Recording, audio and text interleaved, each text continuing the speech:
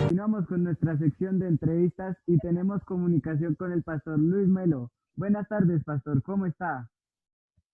Muy buenas tardes a usted, Nicolás, a todos los oyentes, televidentes que hasta ahora nos están viendo. Muchas gracias por la invitación y pues gracias al Señor por ese privilegio que nos dan esta tarde, en este día tan especial.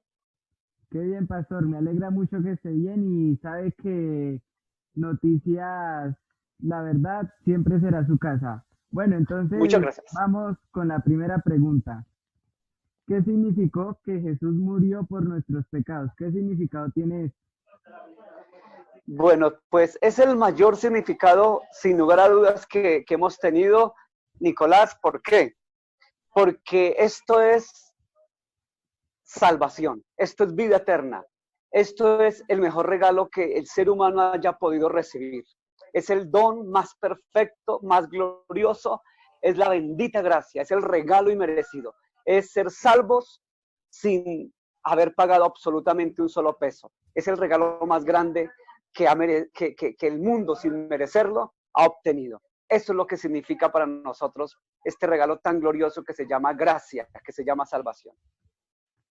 Qué bonitas palabras, señor pastor. Eh, la otra vez tenían nuestros televidentes una duda. Jesús hizo ese sacrificio para salvar todos los pecados o sea, de ese tiempo, los que lo crucificaron, los soldados que le maltrataron, o solo las que creían en él.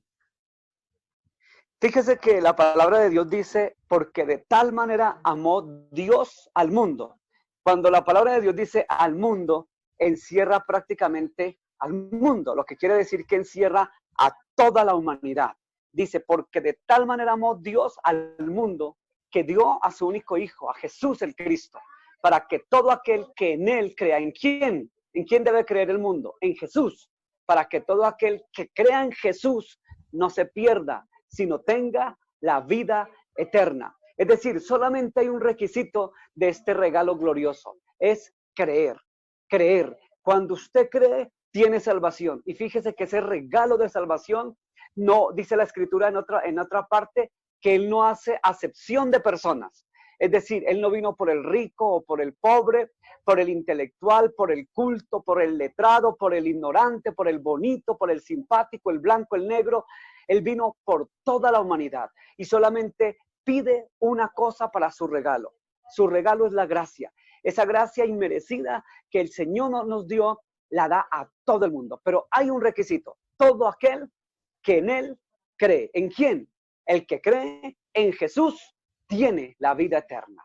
Ese es el requisito. Es decir, que la salvación no es exclusivista, la salvación no hace acepción, la salvación es para todo aquel que en él cree. ¿En quién? En Jesús el Cristo.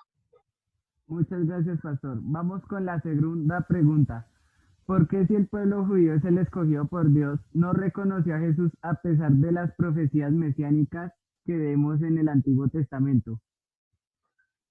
Fíjese que la palabra de Dios en Juan capítulo 1 versículo 12 dice, a los suyos vino. ¿A quién? A los suyos el pueblo de Israel, al pueblo judío hebreo. A los suyos vino, pero los suyos no le recibieron. Mas a todos los que creyeron, ¿en quién? En su nombre, los que creyeron en Jesús.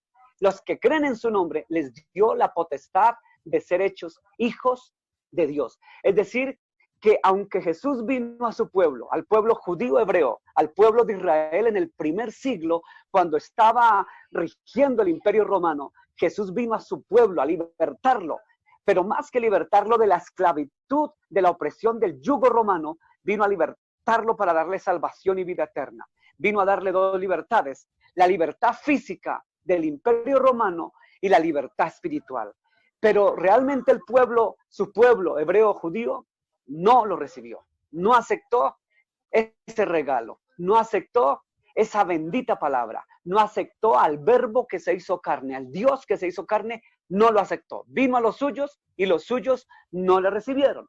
Entonces, ¿qué pasó? Entonces se extendió la gracia para todo aquel que en él cree. Entonces, no creyó su pueblo, creímos nosotros. ¿Quiénes somos nosotros? Los gentiles. ¿Qué son gentiles? Gentiles somos los que no somos pueblo judío hebreo, los que no tenemos naturaleza o ascendencia, descendencia judía hebrea, sangre judía.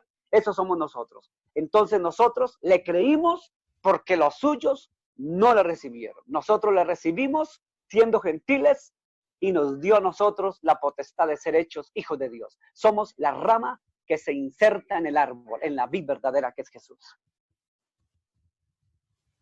Bueno, ya para terminar, ¿cuál fue el propósito de los milagros de Jesús, de todas las obras que hizo para que lo conocieran o...? Bueno, fíjese que hoy en día nos están vendiendo un evangelio que se llama el evangelio de la prosperidad o el evangelio de la milagrería. ¿Qué quiere decir eso?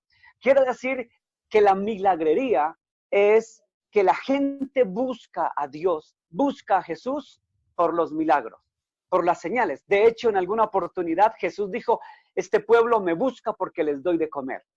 Este pueblo me busca porque hago señales, milagros. Iban detrás de Jesús por las señales, por los milagros. Por eso la palabra de Dios bien lo dice la escritura ya en Mateo, dice, busca primero el reino de Dios y su justicia y todas las demás cosas os serán añadidas. ¿Cuáles son las añadiduras? Cuando usted busca a Jesús el Cristo para conseguir o para tener vida eterna, para tener salvación, la eternidad en Cristo Jesús. Entonces, como añadidura, vienen los milagros, viene la provisión, vienen las señales, vienen las prosperidades, pero la gente de hoy en día, como en los tiempos de Jesús, buscaban señales, buscaban milagros, buscaban prodigios, buscaban alimento, buscaban pan, pero no buscaban al pan de vida, a Jesús, aquel pan que descendió del cielo y que es el verdadero Dios que se hizo carne y se hizo hombre, para que lo recibamos, le creyésemos y si creemos en su nombre y fuésemos bautizados, seremos salvos.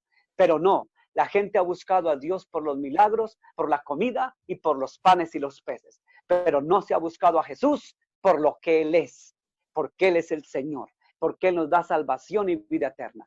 Lo busca la gente hoy en día, como en los tiempos de Jesús, por lo que les da, por la comida, por la provisión.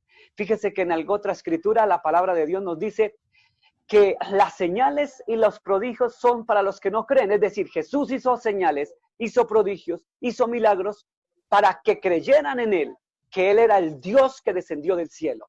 Pero los milagros, las señales, los prodigios, no es para que nosotros hagamos una exclusividad de buscar al Señor por señales y prodigios. No, es para que Él diera a entender que era el Dios que había descendido del cielo, como lo dijo el profeta Isaías 700 años antes de Cristo. Es decir, que venía el Mesías, el Emmanuel, el Dios con nosotros, para salvar al mundo, para reconquistar al mundo, para dar vida y vida en abundancia, salvación y vida eterna.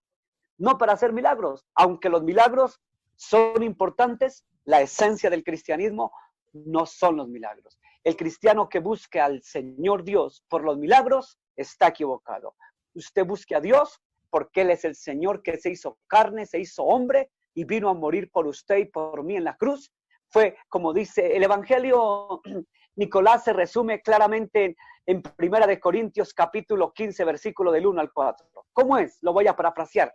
Que Dios, que se hizo carne, se hizo hombre, vino a la tierra, murió por nuestros pecados, murió por nosotros en la cruz, fue sepultado y resucitó al tercer día según las Escrituras. Ese es el Evangelio. A eso vino Jesús, a morir por nosotros en la cruz para darnos salvación y vida eterna. Los milagros son añadiduras, pero busque usted primeramente el reino y todo vendrá por añadidura. Bueno, muchísimas gracias, pastor. El tiempo en televisión corre, se nos acabó. ¿Algo con lo que se quiera despedir? Solamente a los que nos oyen, decirle que solo hay un Señor, un mediador, un Dios verdadero, único y justo verdadero Dios, que se hizo carne, se hizo hombre, y como le decía, el Evangelio está resumido en Primera de Corintios capítulo 15, versículo del 1 al 4. Quiero decirle que Jesús vino a morir por nosotros en la cruz. El Dios que se hizo carne, se hizo hombre, nació de una virgen, murió por nuestros pecados, fue sepultado, pero resucitó al tercer día, según las Escrituras, y todo aquel que lo confiese, lo crea y sea bautizado, será salvo. Yo quiero terminar diciéndole lo que dice San Marcos 16, 16. El que crea y sea bautizado, será salvo. El que no crea, será condenado. La cuestión, Nicolás, para resumir, es creer. El que cree tendrá vida eterna. El que cree, el que no cree, ya tiene su pago, que es condenación. Hay que creer. ¿En quién? ¿En cualquier cosa? No, en Jesús, que es el Dios que se hizo carne y se hizo hombre. Esa es mi conclusión. De nuevo, muchas gracias. Cristina, seguimos contigo en estudio.